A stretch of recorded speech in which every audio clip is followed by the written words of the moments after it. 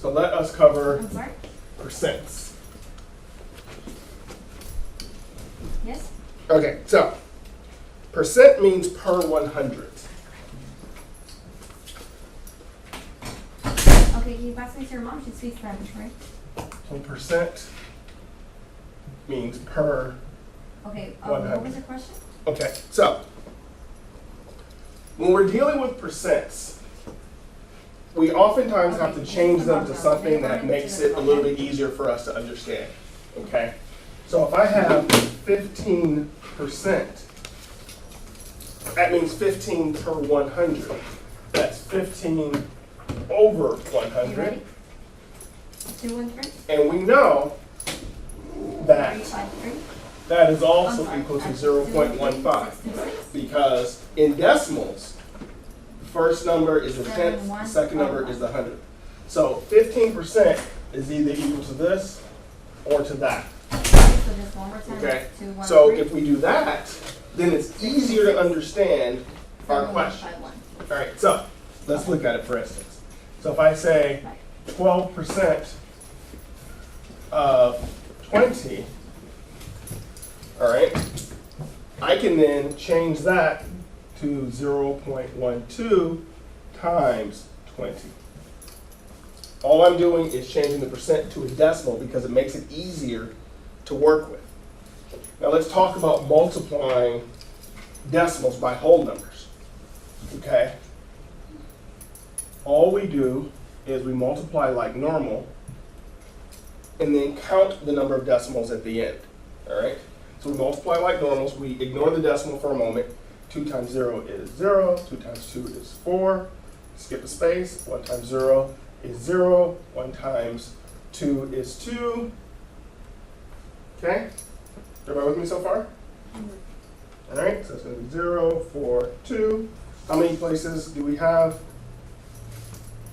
We have 2 numbers, so that means we have to have 2 numbers here. So our answer is 2.4. Okay? So to multiply, we just multiply like normal and then just count the total number of decimals at the end. So that's a quick review of multiplying decimals. So 12% of something is 12% times that, and we multiply it this way. Okay? So let's talk about percent increase and percent decrease. Okay? So think of shopping. Shopping, shopping, and shopping. And that's where you usually run into percent increases and percent decreases. Okay, so you have your original price or your original value.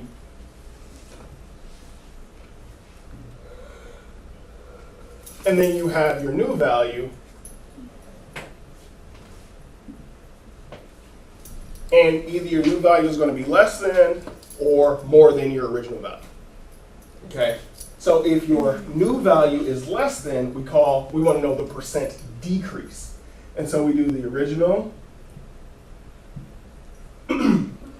minus the new divided by the original. Okay? If it's smaller, we'll have a percent decrease. If it's larger, we'll have a percent increase. It doesn't matter. The key is, if it's smaller, we write it this way.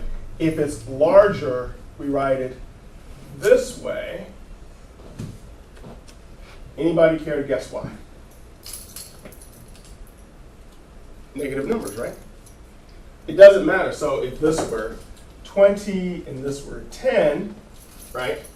We'd have 20 minus 10, which would be 10 over 20. All right?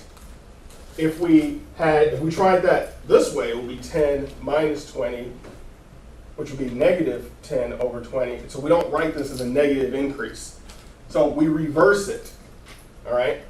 So to find a percent increase or percent decrease, you subtract the larger number, the smaller number from the larger number and divide by the original. Okay? And then you're going to convert that to a percent. So let's use some real numbers here. So if you started off with, I don't know, let's say you had something that was worth $90 and it went on sale and it's now $70, all right? So we would do 90 minus 70 divided by 90, which will be 20 minus 90. 20 over 90. We divide top and bottom by 10. We get 2/9. Right? But that's not a percent, right? How can we turn this into a percent? How can we turn this into a percent? Easy. What we can do is we can simply multiply by 100 over 1. Okay? So that will give us 200 over 9. All right, we can turn that into a mixed number. 9 goes into 20 2 times. That's 18. Subtract, bring it down to 0. And that's going to be another 2 times. Subtract. That's going to be 22 and 9%. Okay? So is that a percent increase or a percent decrease? It went down, so it's going to be a percent decrease. Right? If it had gone up, I would have just written it the other way. Everybody with me? Okay? So to convert from a fraction to a percent, we multiply by 100. So if you have a fraction, you want to convert it to percent, you multiply by 100. Okay? Anybody, any questions? Okay?